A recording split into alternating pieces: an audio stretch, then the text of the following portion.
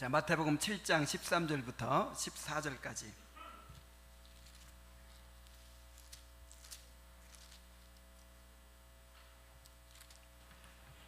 보겠습니다. 자, 우리 다 같이 한 목소리로 읽겠습니다. 자, 시작.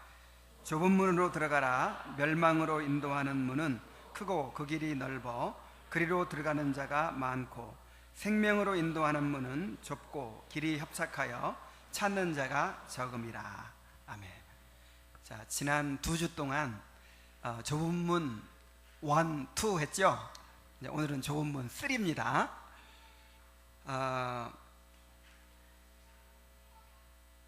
그래서 이제 지난번에 했던 말씀도 다시 한번 이렇게 1, 2, 3를 다시 한번 이렇게 잘 들어보시면 이 말씀을 이제 종합적으로 잘 이해하실 수 있으리라고 믿습니다. 근데 우리 김성태 형제가 그 방송실을 이렇게 이제 담당하고 있는데 유튜브에 계속 우리 동영상을 올리잖아요. 근데 이제 그거를 이렇게 링크 시켜가지고 들으면 또 데이터가 많이 소비돼 가지고 잘 못 듣는 분들이 있다고 해서 또 mp3로 만들어 가지고 올리고 있어요. 그래서 오전 설교가 벌써 mp3로 올라와 있더라고요. 우리 김성태 형제가 아주 그냥 얼마나 지금 우리에게 큰 유익을 끼치고 있는지 몰라요. 그래서 우리가 원하기만 하면 계속 말씀을 들을 수 있어요. 그래서 한번 들어가지고 잘 이해가 안 되니까 계속해서 반복해서 한번 들어보시기 바랍니다. 우리 김성태 형제 너무 수고가 많아요. 정말 장가도 안 가고 그냥 이 일에 헌신해가지고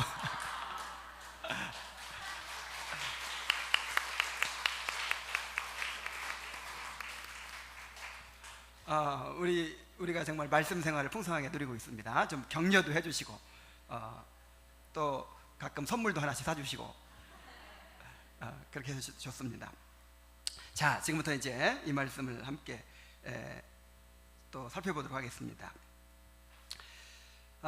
주님은 지금까지 하나님 나라 백성들의 삶의 원리를 말씀해 주셨어요. 자, 하나님 나라 백성들의 삶의 원리가 뭘까요?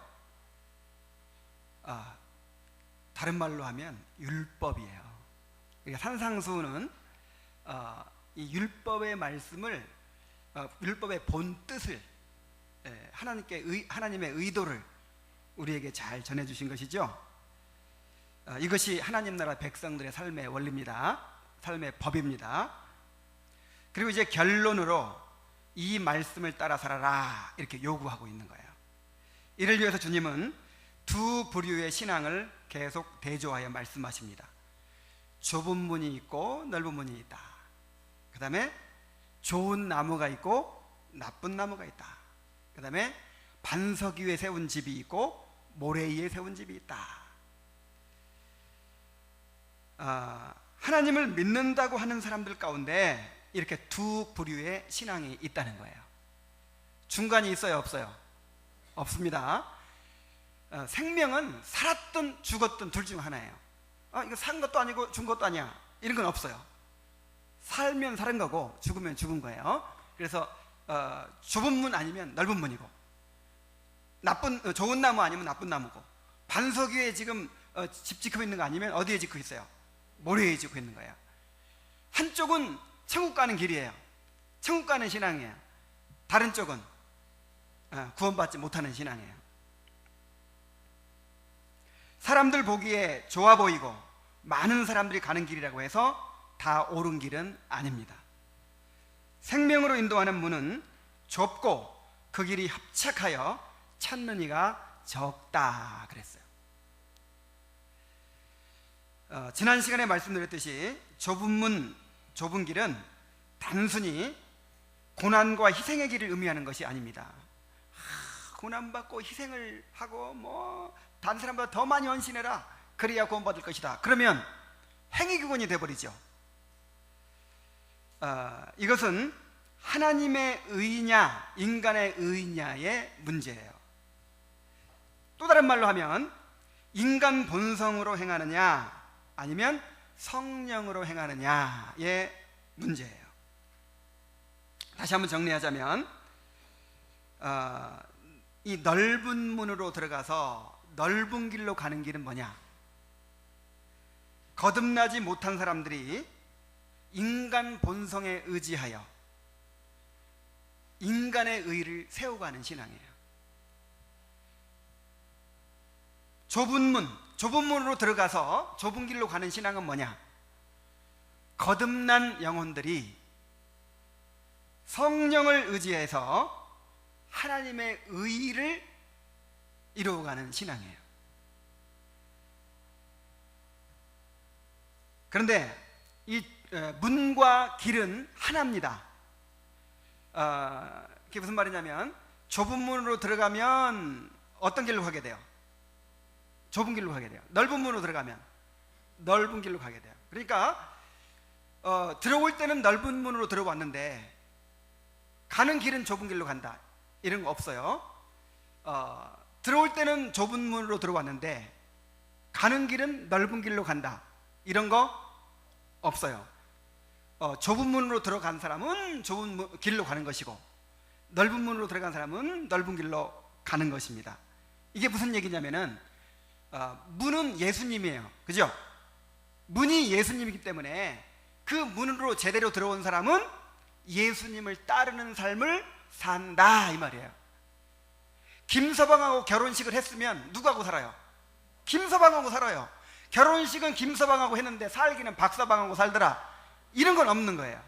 정말 예수님을 제대로 믿었으면, 그 다음에 믿고 정말 거듭나고 구원받은 사람은 어떻게 산다고요? 예수님을 따르는 삶을 살아요. 이게 좁은 길입니다.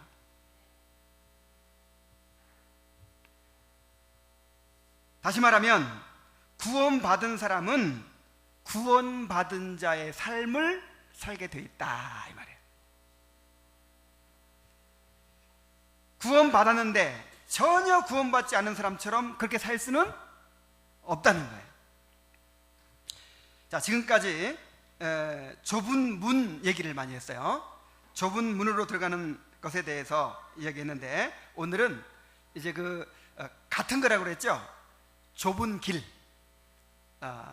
예수님을 따르는 삶에 대해서 초점을 맞춰 가지고 이 말씀을 설명해 드리겠습니다. 이 좁은 길로 가는 사람들은 어떤 사람들이냐? 첫째로 이 좁은 길로 가는 사람들은 주님이 말씀하신 그대로 순종하고자 합니다. 주님께서 지금 산상수훈을 말씀하시고 자, 이런 세계도 있다, 이런 삶도 있으니까 참고해라, 이렇게 말씀하셨어요? 지켜 행하라 그랬죠?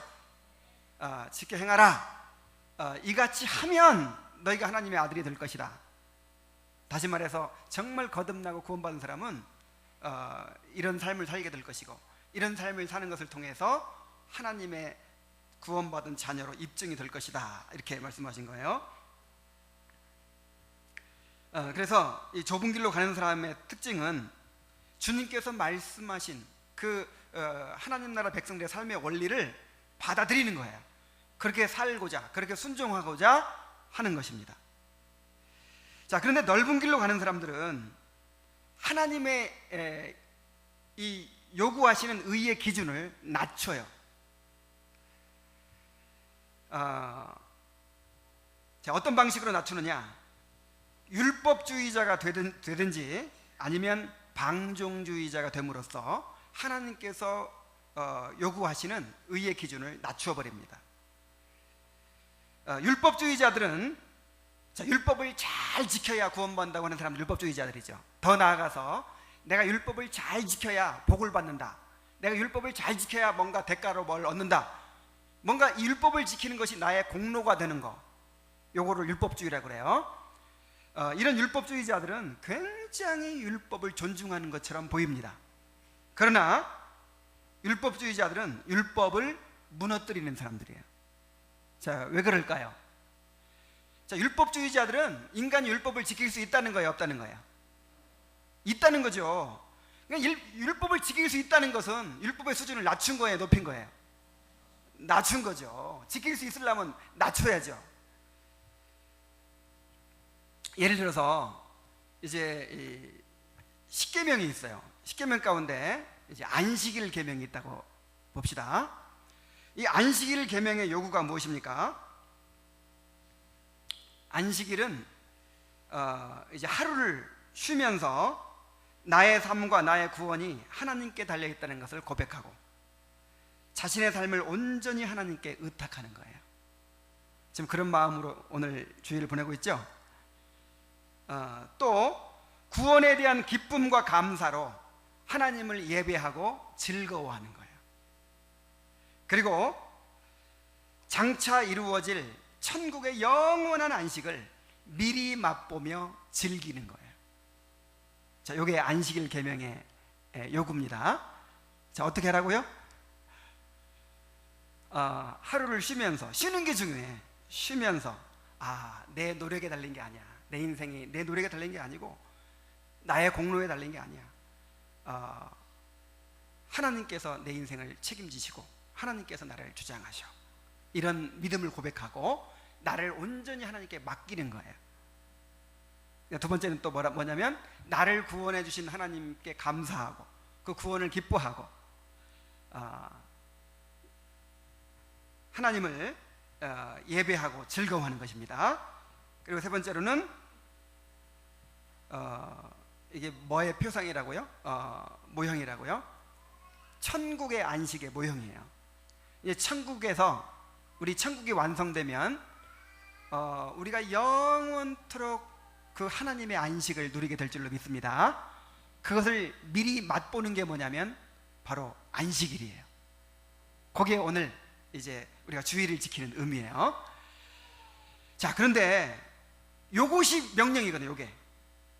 그래서 이 안식일 계명은요 하나님께 대한 사랑의 표상이에요. 이 안식일을 지키는 것을 통해서 하나님께 대한 사랑이 이렇게 표현이 되는 것이죠. 우리는 이제 안식일이 주일로 바뀌어서 주일로 지키지만은 그 안식일의 그 이제 의식법적인 요소는 폐했지만은 그 정신, 구원을 기뻐하는 거, 그 다음에 영원한 천국의 안식을 미리 맛보는 거, 요 의미는 살아 있습니다. 그리고 구원에 대한 감사, 또 하나님께 대한 사랑, 이것을 이제 표현해 드리는 이런 의미로 지키는 거예요. 자, 이게 요구 사항이에요. 이게 하나님께서 우리에게 요구하시는 안식일 계명이에요. 그런데 이 계명을 아무나 지킬 수 있어요, 없어요? 거듭나지 않으면 안 되겠죠.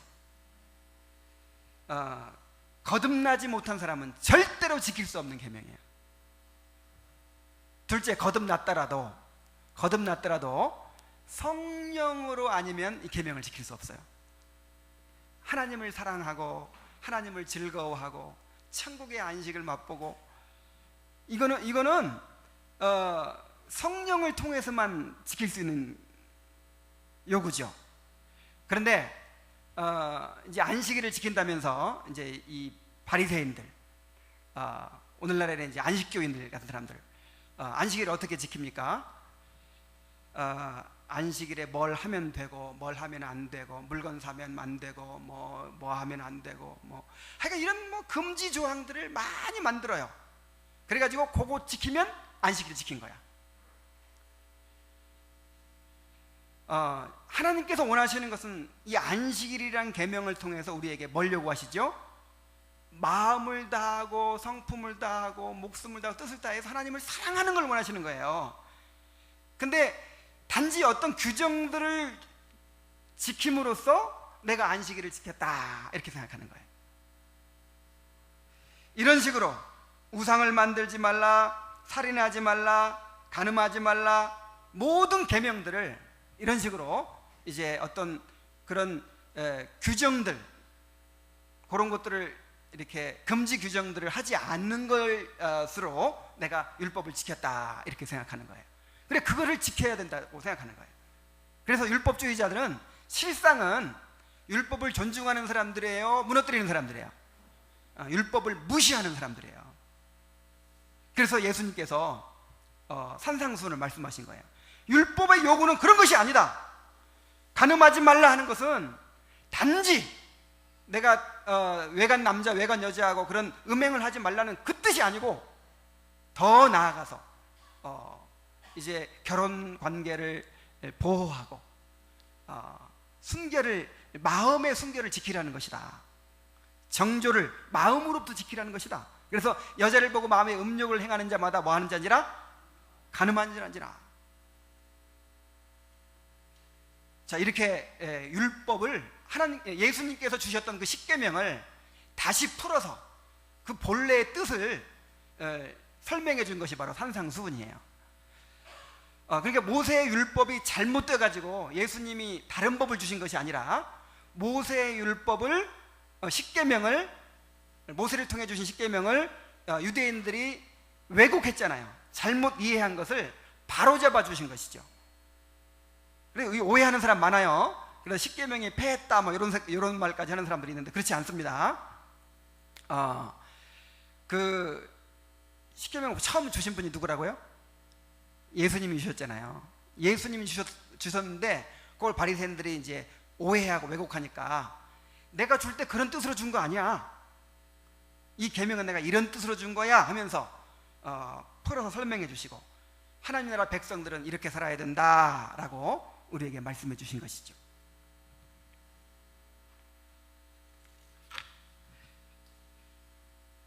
그런가 하면 복음을 잘못 이해해서 율법의 거룩한 요구를 아예 무시하는 사람들이 있어요. 인간은 완전할 수 없어, 인간은 다 죄인이야, 옳은 말이죠. 인간은 율법을 지킬 수 없어, 이것도 옳은 말이에요. 그러면서 마음을 다해서 이 거룩한 의의 요구를 순종하려고 하지 않습니다. 하나님은 사랑의 하나님이시니까, 하나님은 은혜의 하나님이시니까 우리가 부족해도 다 받아주셔. 자, 이것도 틀린 말은 아니에요. 맞는 말이에요. 그러면서 그것을 핑계를 대면서 율법의 엄중한 요구를, 거기에 관심을 기울이지 않는다 이 말이에요. 그래서 드러나게 죄에 빠지지 않는 것으로 만족하고 남보다 더 낫게 사는 것으로 만족합니다. 그래서 주일 지키고 11조 드리고 교회 봉사에 참여하는 것으로 내가 신앙생활 잘하고 있다, 이렇게 생각을 합니다. 내가 구원받은 것으로 다 된 것이라고 생각하고 이제 더 이상 자기 영혼의 문제로 씨름하지 않아요. 이것이 바로 넓은 길로 가는 사람들의 모습입니다.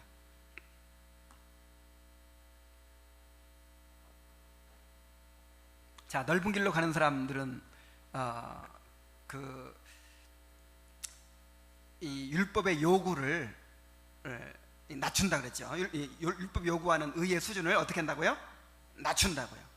율법주의자가 돼서 낮추든지 아니면 또 율법을 이렇게 무법 방종주의자가 돼가지고 낮추든지, 어쨌든 그 예수님께서 우리에게 순종하라고 주시는 명령을 그대로 받아들여서 순종하려고 하지 않고 이제 그 기준을 낮추어 버립니다. 그러나 좁은 길로 가는 사람들은 주님이 요구하시는 의의 기준을 받아들입니다.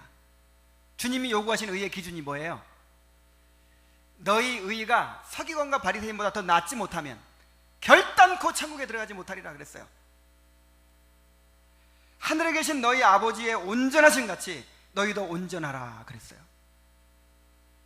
너희가 이같이 하면 하나님의 아들이 되리라 그랬어요.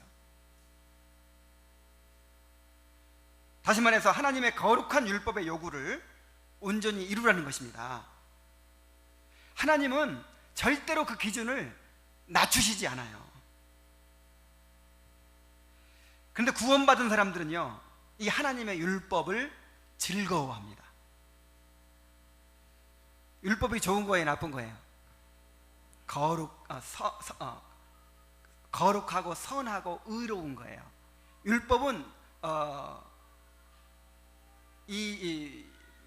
율법을 어떻게 이해를 해야 되냐면은, 하나님께서 인간을 창조하셨죠.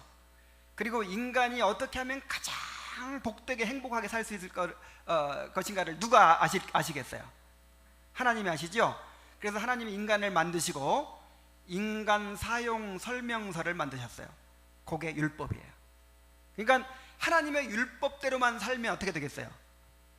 가장 완전한 삶을 살 수 있는 거죠. 근데 못 살아서 문제지.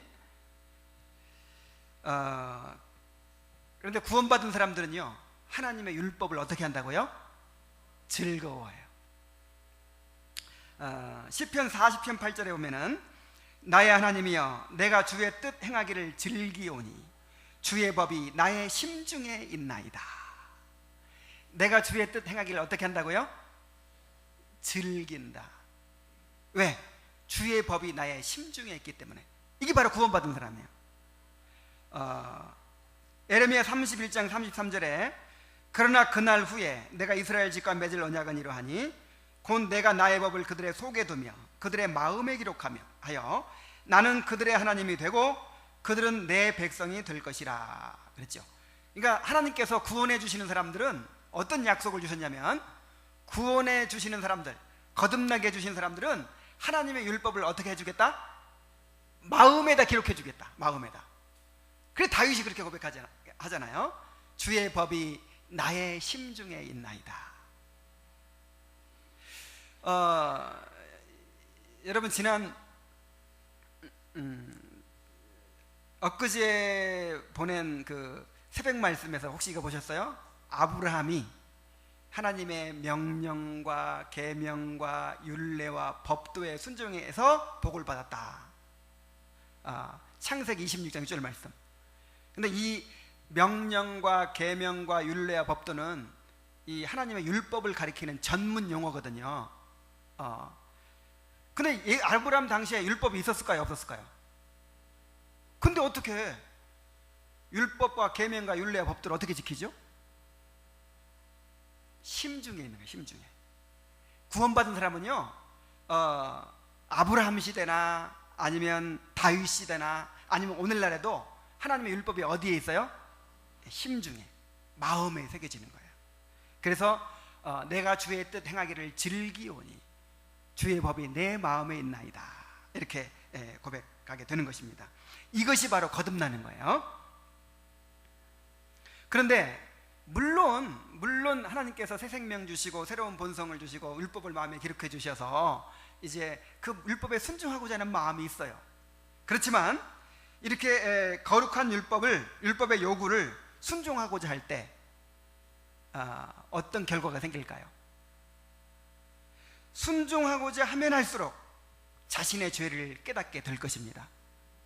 하나님의 거룩한 율법의 요구 앞에 직면할 때 뭐가 드러나요? 죄가 드러나요. 그래 바울 사도 그렇게 얘기하잖아요.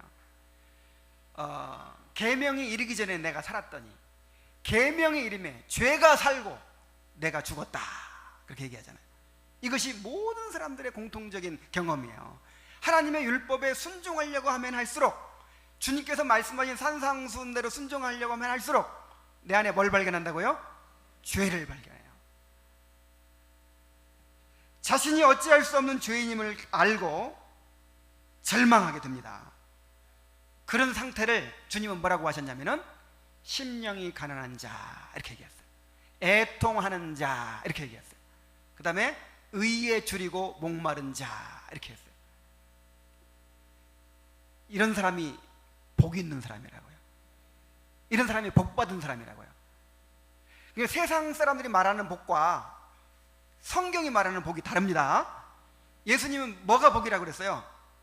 심령이 가난해지면 복이래요. 왜냐하면 틀림없이 구원받고 지금 하나님의 모든 복을 다 받은 사람들이니까. 애통하는 자는 뭐가 있어요? 왜? 이 사람은 거듭난 사람이니까. 의에 줄이고 목마른 사람은 복이 있다. 여러분 이런 복을 사모하시기 바랍니다. 우리 설날 되면 복 빌죠. 새해 복 많이 받으세요 하죠. 그때 여러분 무슨 복을 염두에 두고 빌어주십니까? 앞으로 이렇게 얘기하세요. 심령이 많이 가난하세요. 애통 많이 하세요.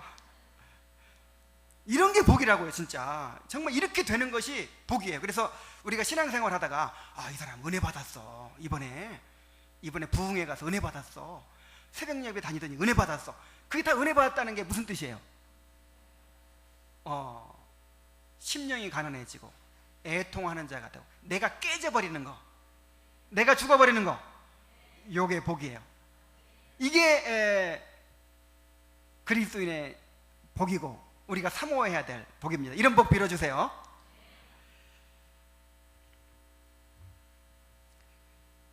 자, 그래서 이제 두 번째로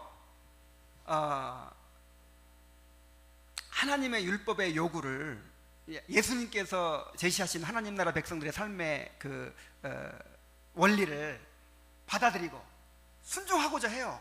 순종하고자 하니까 뭘 깨달아요? 내가 죄인이고 나는 할 수 없다는 걸 깨달아요.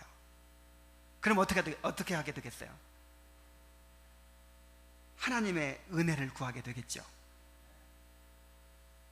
나는 할 수 없다는 것을 깨닫고 하나님의 은혜를 간절히 구하게 될 것입니다. 그런데 넓은 문으로 들어가는 사람들은 하나님이 요구하시는 기준을 어떻게 해버린다고요? 낮춰버린다고요. 에이, 어떻게 다 지키고 살아? 다 안 지켜도 하나님이 사랑의 하나님인데 그거 다 그래서 다 이렇게 하는 거지 뭐. 그렇게 무시하고 낮추고 살아요. 그러니까 자기의 죄를 깨달아요, 못 깨달아요? 못 깨달아요. 뭐 털어서 먼지 안 나는 사람이 어디 있어? 다 죄인이야. 이 세상에는 완전할 수 없어. 이렇게 합리화하고 살아요. 그러니까 자기의 부족함을 깨달을 수 없고 죄를 깊이 깨달을 수가 없어요. 자기의 무능을 깨달을 수가 없어요. 그래서 이제 이 수준을 낮춰버렸으니까 누구 힘으로? 내 힘으로 이루려고 해요. 그래서 물론 은혜도 받아야 되지만 결국 모든 것이 내가 하기에 달려있다, 이렇게 생각하고 있습니다. 여러분 혹시 이런 마음 가지고 있다면 지금 혹시 넓은 길로 가고 있는지도 모르겠어요. 넓은 길로 가는 사람들은 자기 의를 추구하는 사람들이기 때문에 결국 이 성화를 이루는 것도 누구 하기에 달려있다? 내가 하기에 달려있다. 그 다음에 복 받는 것도 누가 하기에 달려있다? 내가 하게 달려있어. 내가 막 간절히 매달리고 내가 막 복 받을 짓을 하고 그럼 받는 것이고, 그렇게 못하면 못 받는 것이고, 그 다음에 어떤 사역을 이루는 것도 누구한테 달렸다고 생각해요? 나한테 달려있다고 생각해요. 그렇게 해서 복을 받든 사역의 열매가 있든 남보다 성실하고 의로운 삶을 살았든지 이렇게 된 사람들은 자랑으로 가득 찹니다. 교만해져요. 그래서 이렇게 자기 의를 추구하는 사람들의 특징이 뭐냐면은 자기 자랑이 많아요. 내가 이렇게 살았어. 내가 지금까지 신앙생활 몇십 년 해오면서 내가 이렇게 했어. 내가 이렇게 했더니 하나님께서 이렇게 복을 주셨어.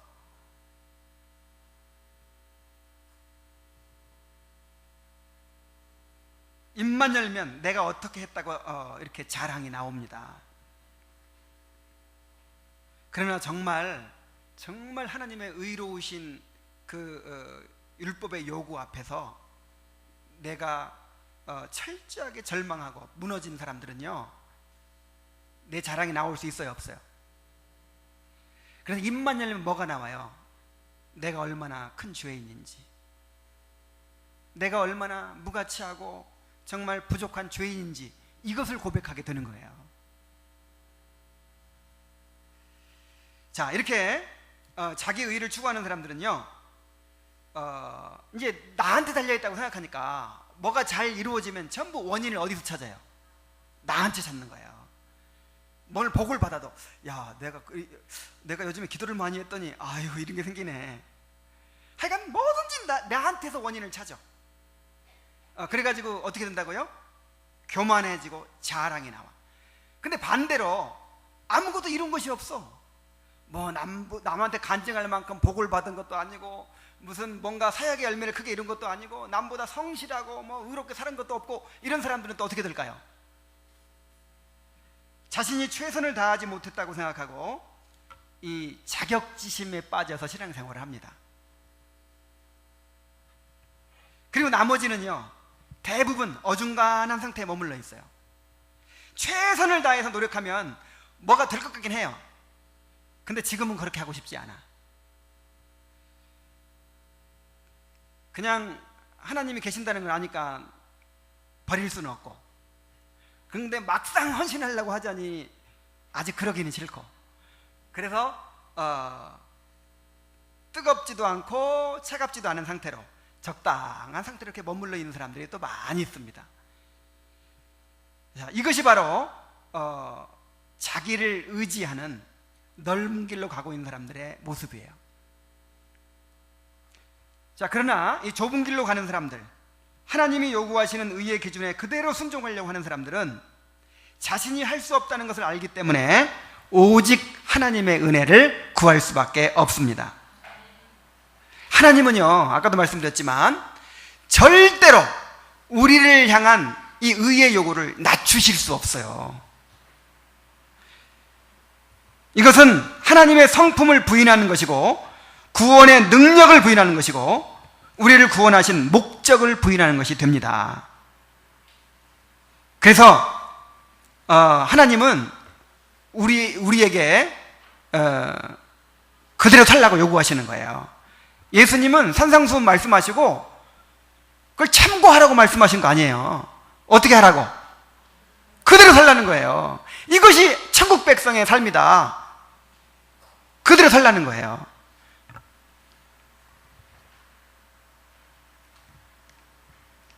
잘 들어보세요. 하나님은 우리의 수준에 맞춰가지고 그 율법의 요구를 낮추어주는 대신에 그 거룩한 율법의 요구를 대신 이루어 주십니다. 이것이 무슨 의?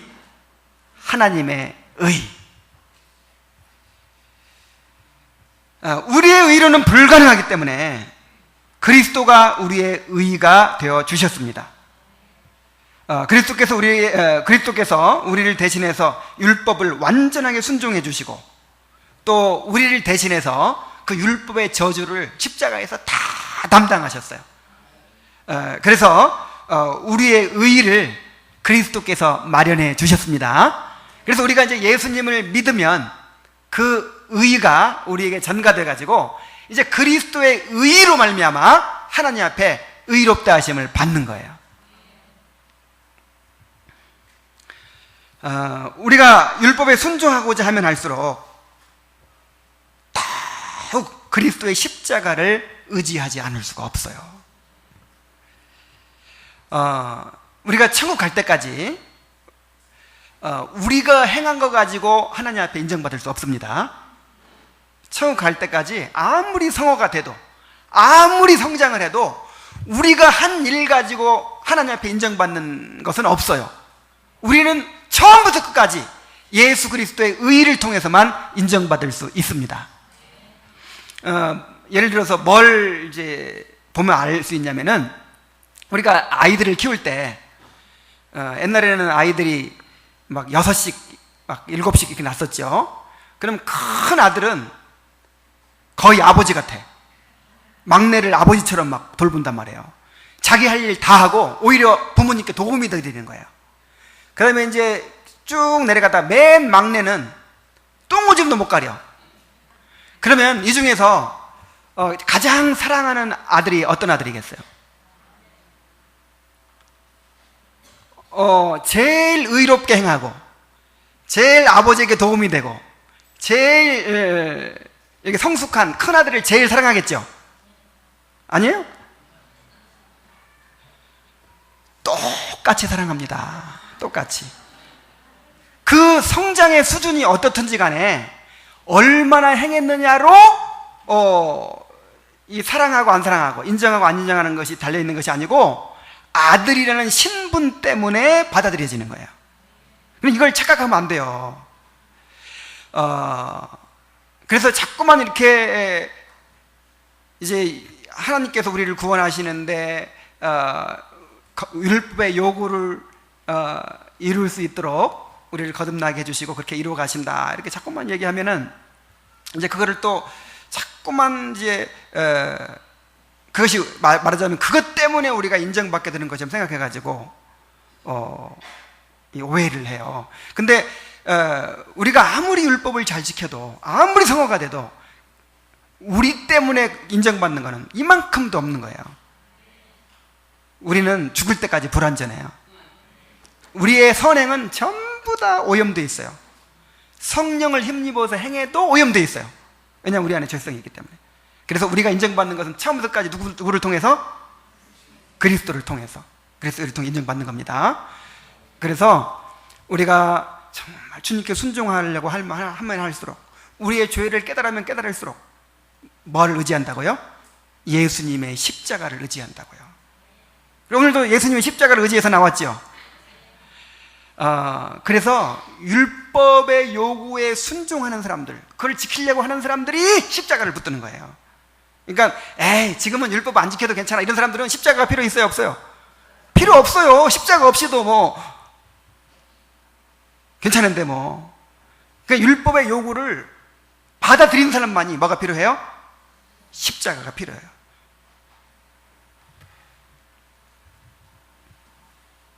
자, 이렇게 믿음으로 말미암아 의롭다함을 받은 다음에도 하나님은 구원받은 자들의 삶을 성령으로 인도해 주셔서 성화를 이루어가게 하십니다.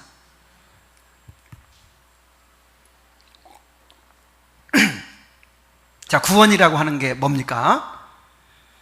구원은 성령으로 율법의 요구를 이루어가는 거룩한 백성이 되게 해주시는 거예요.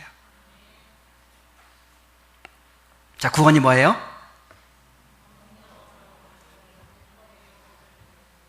성령으로 구원의, 내가 헷갈리네. 성령으로 율법의 요구를 이루어가는 거룩한 백성이 되게 해주시는 거. 이게 구원입니다. 근데 어떻게 그렇게 해주십니까?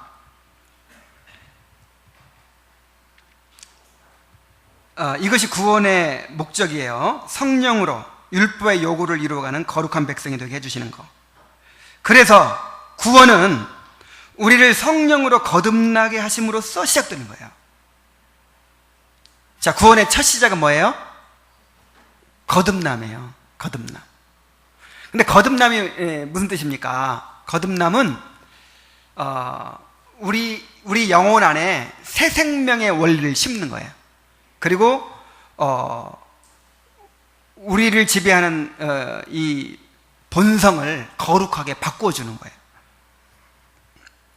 간단히 요약하면 새 생명과 거룩한 본성을 우리 안에 심어주는 거, 이게 거듭남입니다. 자, 왜 거룩한 본성을 심어주지요? 하나님을 사랑하고 하나님을 즐거워하는 마음을 갖게 만들어준 거예요. 죄를 미워하고 의와 거룩을 사모하는 마음을 가지게 되는 것입니다. 하나님의 율법을 즐거워하여 순종하고자 하는 마음을 가지게 되는 거예요. 요게 거듭남이에요. 요게 중생이에요. 그래서 이거를 이제 뭐라고도 부르냐면, 성경에서는 이거를 성화라고 또 불러요. 너희가 거룩함을 얻었노라 그러죠. 그러니까 점점점 거룩하게 되어가는 걸 우리가 성화라고 알고 있잖아요. 근데 이미 거룩하게 됐다 이렇게 또 과거 완료로 그냥 말하는 곳이 많아요. 거룩해져 가라 이런 말씀도 있고, 거룩하게 되었다라고 말씀한 곳이 많아요. 이게 뭐냐면은 이걸로 이제 신학에서는 근본적 성화라 그래요. 자, 뭐라고요? 그러니까 성화는 두 가지가 있는 거죠. 근본적 성화가 있고 점진적인 성화가 있고. 그러니까 거듭날 때 새 생명을 넣어주고 새로운 본성을 넣어주는 거예요. 그래서 그 새 언약의 내용이 뭡니까? 마음을 바꿔주겠다 그러네요. 마음을 바꿔주겠다. 율법을 마음에 기록해주겠다. 여러분, 마음 바꿔졌습니까? 율법을 기록해 주셨습니까? 그러면 그런 사람들은요, 이제는 하나님을 사랑하는 마음이 생기는 거예요. 율법을 즐거워하는 마음이 생기는 거예요. 그런 사람들은 죄를 미워하는 마음이 생기는 거예요. 근본적인 성화가 이루어져 버린 거예요. 그래서 구원받지 않은 사람과 똑같을 수가 있어요, 없어요? 있을 수가 없어요. 한번 생각해 보세요. 새 생명이 심겨져 있고 새로운 본성이 들어와서 하나님 사랑하고 죄를 미워하고 율법을 즐거워하고 정말 주님 뜻에 순종하고자 하는 마음을 하나님께 넣어주셨는데, 근본적인 성화가 이루어졌는데 어떻게 구원받지 않은 사람과 똑같은 삶을 살 수가 있냐고요. 제가 엊그저께 우리 애기 엄마들 모임에 한번 참여해 봤어요. 애기 엄마들이 전부 애기 하나씩 데리고 이렇게 모였는데, 그 애기들, 조그만 애기들이요, 이야, 정말 잠시도 가만히 있지 않아요. 끊임없이 움직여요. 끊임없이 뭘 잡으려고 그러고 그냥 먹겠다 그러고 그냥 막 움직이고 그냥, 아이고, 그냥 가만히 좀 있으면 좋겠는데, 이야, 그 에너지를 감당할 수가 없어요. 그래서 한동안 내가 아기를 아주 안고 있다가, 이야, 나중에 손주 나면 봐준다고 했는데 절대 안 되겠다, 그런 생각 했다니까요. 자, 아기가 왜 움직이죠? 살아있어서 그래요. 살아있어서. 인형, 곰인형 큰 거 하나 이렇게 이제 있다고 생각해 봅시다. 이 인형은요, 움직여요, 안 움직여요? 움직이지 않아요. 근데 그 곰인형보다 이만큼밖에 안 되는 조그만 애기도 살아있으니까 어때요? 막 젖달라고 하고 울고 똥 싸고 막 움직이고 막, 아이고. 생명이 있는 사람과 생명이 없는 사람은 같을 수가 있어요, 없어요? 없단 말이에요. 이 같다면 이건 구원의 능력을 부인하는 거예요. 하나님의 그 거룩해 하시는 능력을 부인하는 거예요. 어떻게 같을 수가 있겠어요?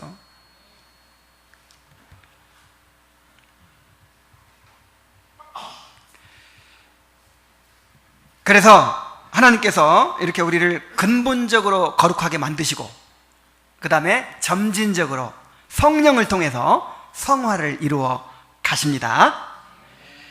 그러나 거듭난 사람 안에도 여전히 죄가 있어요.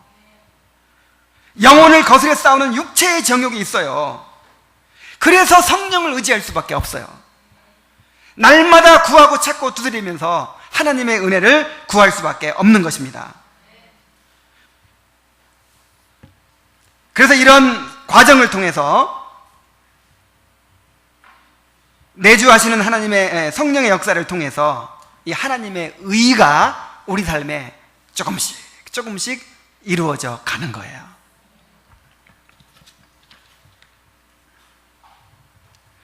자, 그래서 이 좁은 길로 가는 사람은 첫 번째 뭐라고요? 주님께서 요구하시는 그 의의 요구를 받아들여서 순종하고자 한단 말이에요. 그 다음에 순종하고자 하니까 내 힘으로 돼야 안 돼요? 안 돼요. 그래서 누구를 의지해요? 하나님의 은혜를 구해요. 자, 그리고 세 번째로 하나님의 은혜를 간절히 구하니까 어떤 일이 벌어지겠어요? 자기를 포기하고 주님이 나를 다스려 주시도록 갈망을 해요.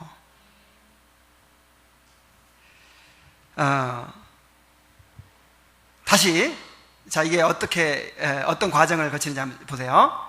하나님께서 요구하시는 삶의 수준이 있어요. 그거를 받아들여서 순종하고자 해요. 왜냐하면 거듭났으니까. 이 거듭나지 않은 사람들은 그렇게 하려고 할 마음이 없겠죠. 그러나 구원받은 사람들은 순종하고자 해요. 그렇죠? 순종하고자 해요. 근데 내 힘으로 돼야 안 돼요. 갈수록 내 죄를 깨닫게 되고 내 힘으로 안 된다는 걸 알아. 그러니까 하나님의 은혜를 갈망해요. 하나님을 의지해요. 하나님을 간절히 의지하면서 이제 어떻게 되느냐? 자기를 포기하게 돼요. 아이고, 내가 주인 노릇하니까 안 되겠습니다. 내가 나를 다스리니까 안 되겠습니다. 주님이 나를 다스려 주시옵소서. 이렇게 되는 거예요. 이것이 바로 좁은 길입니다. 넓은 길로 가는 사람들은 하나님이 요구하시는 수준을 낮춰버리니까 하나님 은혜를 의지할 필요가 없어요. 내 힘으로 해버리지. 내 힘으로 하니까 자기를 포기할 필요가 있어요, 없어요? 포기하지 않아요. 내가 죽을 필요가 없어. 그래서 자기를 포기하지 않고 하나님을 믿는 방법을 만들어냅니다. 믿기만 하면 구원받으니까 이제는 어떻게 살아도 천국 가는 거야. 아멘? 이렇게 생각하는 사람들이 있어요. 저 구원받 같은 사람들. 에이, 은혜로 구원받는 거니까 이제는 구원받았으니까 어떻게 살아도, 아무렇게 살아도 천국은 가. 내가 분명히 말씀드릴게요. 아무렇게나 살면 지옥 갑니다. 왜 지옥 가요? 구원받지 않은 사람이 틀림없어. 아니, 구원받았는데 어떻게 아무렇게나 살 수 있어요? 정말 구원받았으면 구원받은 자로 살죠. 나 결혼식은 했으니까, 김서방하고 결혼식은 했으니까 살기는 박서방하고 살겠어, 이렇게 될 수는 없단 말이에요. 김서방하고 결혼했으면 김서방하고 사는 거예요.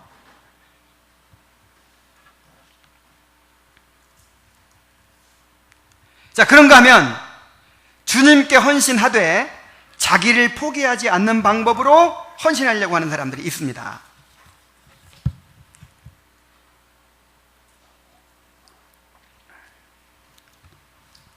지난주에 그 부자 청년 말씀드렸죠? 예수님께서 말씀하셨어요.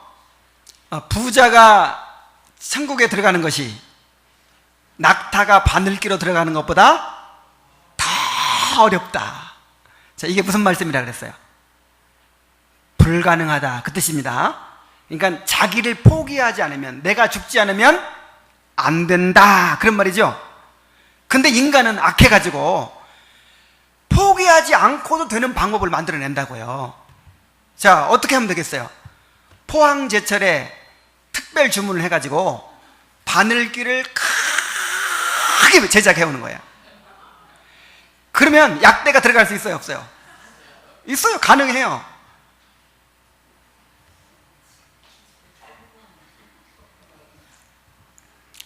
이것이 오늘날 율법주의, 신비주의, 번영신학이에요. 그러니까 모든 이단들을 이 세 가지로 딱 요약할 수 있어요. 우리 한번 따라해 봅시다. 율법주의, 신비주의, 번영신학. 그러니까 이게 서로 다른 것 같은데요, 같아요. 자, 어떤 면에서 같으냐? 율법주의나 신비주의나 번영신학이나 어떤 면에서 공통점이 있냐면요, 내가 주관한다는 면에서 공통점이 있어요. 내가 내 삶을 주관하고 내가 하나님을 주관한다는 면에서 공통점이 있어요. 자, 율법주의를 한번 봅시다. 하나님이 가만 보고 있어요. 가만히 나를 보고 있어. 내가 율법을 잘 지키는지 못 지키는지 보고 있다가 율법을 잘 지키면 구원해주고 못 지키면 구원 못 받는 거고. 그러니까 결국 누구한테 달려있어요? 나한테 달려있죠. 하나님은 단지 뭐 할 뿐이냐면 반응할 뿐이야. 그러니까 결국 내 삶의 주관자가 누구예요? 나예요. 율법주의. 근데 신비주의 한번 봅시다. 신비주의가 뭐가 신비주의죠? 기독교에는 신비가 있어요. 신비. 그러니까 신비를 부인하는 것이 아니고 신비주의를 부인하는 거예요. 그러니까 신비한 일들이 있을 수 있죠. 근데 신비주의가 뭐냐면, 말하자면 내가 하나님을 불러낼 수 있다는 거예요. 내가 원하면 방언도 내가 원하면 받을 수 있고, 내가 원하고 구하고 막 하면 병도 고칠 수 있고, 하나님도 나타나게 할 수 있고, 내가 좌우할 수 있다는 거야. 이게 신비주의입니다. 그러니까 신비 자체가 잘못됐다는 게 아니고 내가 하나님을 움직일 수 있다는 그 사상, 요게 이단이란 말이에요. 요게 이교에서 온 사상이에요. 여러분, 인간이 하나님을 오라가라 할 수 있어요, 없어요? 성령님 오시옵소서. 그럼 와요? 예를 들어서 이스마엘이 태어난 지 13년 만에 하나님께서 아브라함에게 나타나셨어요. 99세 때 나타나셔가지고 내년 이맘때 아들이 있으리라 그렇게 계시를 주셨어요. 99세면 아브라함의 인생에서 가장 절망에 빠졌을 때예요. 내년에 100살이잖아. 아니 100살 된 노인네가 아들 낳을 수 있어요? 그래서 완전 절망에 빠질 때까지 하나님이 내버려 두시는 거야. 아브라함이 얼마나 애가 탔겠어요. 이제 인간적으로 할 수 있는 방법은 다 해봤는데 돼요, 안 돼요? 안 돼요. 근데 하나님은 나타나지 않아. 응답이 없어. 계속해서 단을 쌓고 제사를 드리지만 하나님 나타나요, 안 나타나요? 요즘 같으면요 예언기도를 받으러 가요. 요즘 신비주의 추구하는 사람 같으면 예언기도 받으러 갑니다. 아, 이거 그냥 맨정신으로 기도하니까 기도가 부족해서 그런가 보다, 방언받아야겠네 하면서 막 방언받으러 갔을 거예요. 아니면 저 신사동 운동하는데 찾아가 가지고 성령님 좀 불러달라고, 은사 집회하러 가고 무슨 집회하라고, 지금 사라의 템문이 닫혔으니까 템문을 여는 안수기도 해달라고 쫓아다녔을 거예요. 그런데 하나님이 13년 동안이나 침묵하시는 것도 하나님의 뜻이었어요. 무슨 뜻이었어요? 힘 다 빼려고, 완전히 힘 빼려고. 때로는 응답이 없는 것도, 침묵하시는 것도 하나님의 뜻입니다. 근데 인간이 하나님을 움직일 수 있다고 생각하는 거예요. 자, 무슨 말씀인지 아시겠죠? 그 다음에 번영신학이라는 게 뭐죠? 번영신학. 그러니까 내가 믿고 선포하는 대로 된다는 거예요. 내가 믿고 선포하면 어떻게 된다? 그대로 된다. 그러니까 하나님이 가만히 있다가 누가 믿고 선포해. 그래? 그럼 그대로 해줘야지. 그래서 내가 믿고 선포하기 전에는 하나님은 아무것도 하실 수 없다는 거야. 이단입니다. 완전 이단이에요. 그런 게 어디 있어요? 이건 하나님께 대한 모독이에요, 모독. 그러니까 율법주의든 신비주의든 번영신학이든 누가 누구를 움직여요? 인간이 하나님을 움직이는 거예요. 하나님은 수동적으로 가만히 그냥 있어요. 이게 이교의 신관이에요. 그 힌두교라든지 이런 이교의 신관은 뭐냐면은 이 신이 비인격적인 신이거든요. 어떤 우주의 원리, 법칙, 우주의 에너지를 이 신이라고 생각하거든요. 그래서 근데 그것을 움직일 수 있는 그 요소가 내 안에 있어요. 인간 안에. 그래서 내가 이렇게 이제 그 수련을 해가지고 그 우주의 어떤 기운을 끌어당길 수가 있는 거예요. 끌어당김의 법칙. 예? 이런 신관을 이 기독교 안으로 끌어들여서 말하자면 내가 생각하는 대로 된다, 내가 구하는 대로 된다, 내가 믿는 대로 된다, 내가 선포하는 대로 된다, 이렇게 주장하는 거예요.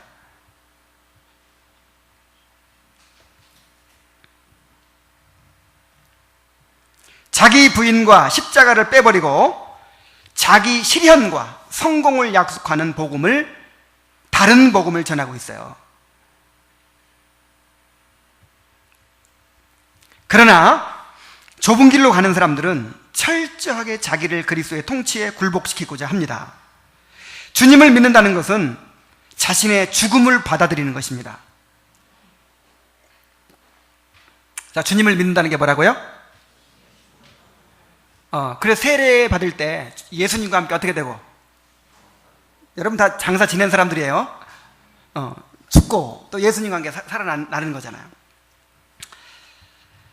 내가 주인이 돼서 내가 내 인생 주관하고 그렇게 살던 내가 예수님과 함께 죽어버리는 거예요. 이게 예수 믿는 거예요. 내가 그리스도와 함께 십자가에 못 박혔나니 그런즉 이제는 내가 산 것이 아니요 오직 내 안에 그리스도께 산 것이라. 갈라디아서 5장 24절에는 그리스도 예수의 사람들은 육체와 함께 그 정과 욕심을 십자가에 못 박았느니라 그랬잖아요. 자, 그렇게 예수를 우리가 믿은 거예요. 내가 어떻게 돼버린 거예요? 죽은 거예요. 그런데 우리 안에 죄성이 있어서 자꾸만 살아나. 그럼 또 어떻게 하라고요? 또 죽이라고요, 그거를. 그래서 예수님 뭐라고 하셨냐면은 나를 따라오려거든 자기를 부인하고 날마다 제 십자가를 지고 나를 쫓을 것이니라 그랬어요. 날마다 제 십자가를 지라는 말은 날마다 십자가에 달려 죽어라 이 말이에요. 날마다 죽어야 됩니다.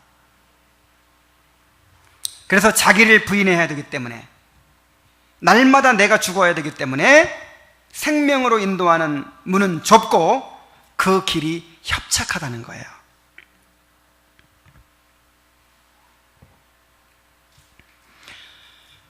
그래서 좁은 길이 어떤 길이라고요? 세 가지를 말씀드렸어요. 첫 번째는 주님께서 말씀하시는 그 의의 요구를 받아들여서 순종하고자 하는 거라고 했어요. 자, 순종하려고 하니까 내 힘으로 돼야 안 돼요? 안 돼요. 그래서 이제 내 의를 포기하고 이제 하나님의 은혜를 구하는 거죠. 그래서 내 힘으로 안 되고 하나님의 의를 구하니까 이제 하나님이 나를 주인 돼가지고 책임져 주시고 책임져 주시라고 나를 하나님께 굴복시키죠. 하나님 다스려 달라고. 이게 이제 자기를 포기하는 것이죠. 그래서 이것을 가리켜서 이제 그의 나라와 그의 의를 구한다 이렇게 얘기하는 거예요. 그의 나라가 뭐죠? 하나님의 통치예요. 그의 의, 바로 하나님의 의죠. 그래서 하나님이 나를 다스려 주심으로 하나님의 통치가 내 삶에 이루어지게 해주옵소서. 이렇게 구하고 추구하고 살아가는 삶이 바로 좁은 길로 가는 삶이라 이 말이에요. 이렇게 얘기를 하면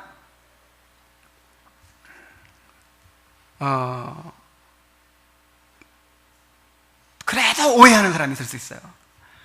그래도 결국 내가 뭔가 해야 되네. 그래서 또 이 말씀을 덧붙이지 않을 수가 없습니다. 그런데 여러분, 이렇게 자기를 포기하는 일조차도 주님의 은혜로 됩니다.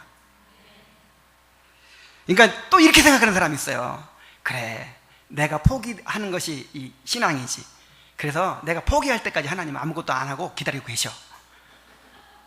그래서 포기하기 전까지는 하나님 아무것도 할 수 없고 포기해야만 그때부터 하나님 책임지셔. 그렇습니까? 내가 믿기 전까지는 아무것도 하실 수 없어. 일단 믿으면 그때부터 나 믿었어? 그럼 내가 이제 그게 맞습니까? 이걸 알미니안주의라 그래요. 그럼 결국 누구한테 달려있는 거예요? 그럼 결국 또 나한테 달려있는 거야. 그래서 이것도 아니에요. 이걸 보여주는 게 뭐냐면은 바로 이 아브라함의 삶이에요. 그래서 성경에서 그렇게 많은 신뢰들을 들어주신 거예요. 아브라함이 잘 믿고 순종하니까 하나님께서 복을 주셨습니까? 아니면 하나님께서 잘 믿고 순종하는 사람으로 만들어 주셨습니까? 만들어 주셨어요. 아브라함은 갈대아 우르에서 그냥 우상 문화권에 살던 사람이에요. 우상 섬기던 사람이에요. 그런 사람을 무조건적으로 선택하셔서 불러내셨어요. 아브라함이 처음부터 믿음이 있었던 것도 아니고 순종할 수 있었던 것도 아니에요. 점점 아브라함을 하나님께서 그렇게 만들어 가셨습니다. 근데 인간이 자기를 포기한다는 게 쉬워요, 어려워요? 어려워요. 누가 죽고 싶어 해요? 죽어도 포기 안 해요. 심지어 영생 준다는데도 포기 안 하고 가는 거 봐요. 안 포기합니다. 그래서 아브라함도 쉽게 포기해요, 안 해요? 안 합니다. 그래서 그렇게 오래 걸린 거예요. 그래서 정말 인간적인 방법을 포기하지 않고 자기 의의를 포기하지 않고 자기 노력을 포기하지 않고 끝까지 그렇게 남아있는 거예요. 그래서 그렇게 오랜 세월 동안 연단이 필요했고 기다림이 필요했어요. 그런데 하나님은 반드시 이루십니다. 나중에 어떻게 만드셨어요? 철저하게 자기를 포기하고 하나님께 자기를 드리는 사람이 된 줄로 믿습니다. 시험 봤어요. 마지막 졸업시험. 이삭을 바쳐라. 그러니까 어떻게 해요? 두 말 없이 바쳐버려요. 두 말 없이. 하나님이 그렇게 우리를 인도하고 계시는 줄로 믿습니다. 우리를 가르치시고 연단하시고 철저히 깨뜨리십니다. 그래서 기어이 하나님께 굴복하게 만드십니다. 아브람뿐이 아니에요. 모든 사람을 그렇게 만드는 거예요. 야곱이 결정적으로 깨진 곳이 어디예요? 얍복강. 그래서 얍복강에서 야곱이 하나님과 겨루어 이겼다 그러죠? 승리했어요. 얍복강에서. 그래서 승리자 이스라엘이 됐습니다.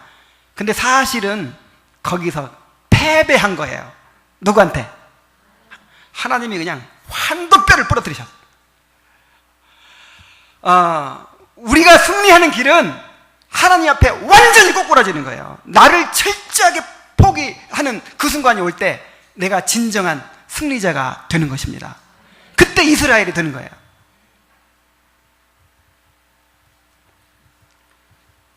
그러므로 우리도 자신이 하나님의 통치에 온전히 굴복되어지기를 소원해야 됩니다.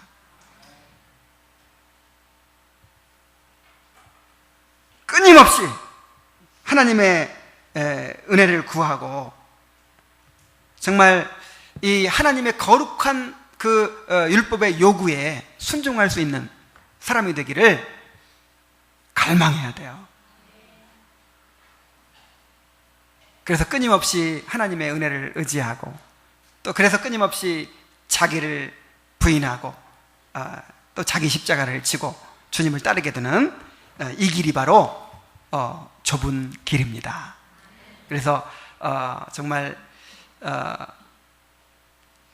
좁고 협착한 길이지만 이 좁은 길이 어디로 인도하는 길이라고요? 생명으로 인도하는 길이라고요. 여기에 진정한 약속이 있어요. 주님께서 주신 진정한 안식이 있고 진정한 평안이 있고 진정한 기쁨이 있는 그런 생명의 길이 되는 줄로 믿습니다. 좁은 문으로 들어가서 좁은 길로 가는 그런 참된 성도가 되길 바랍니다. 기도하겠습니다. 자, 우리 한 1분 동안 함께 기도할까요?